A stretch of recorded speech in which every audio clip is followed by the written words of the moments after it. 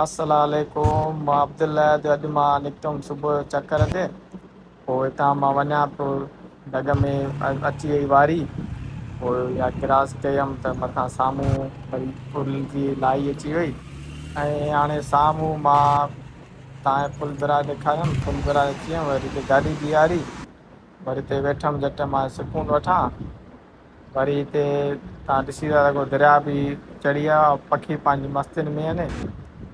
वरी हिते वरी मां चयुमि त तव्हांखे थोरो पाणी बि ॾेखारियां जेको हाणे ताज़ो आयो आहे, बैराज बि ॾेखारियां पुल।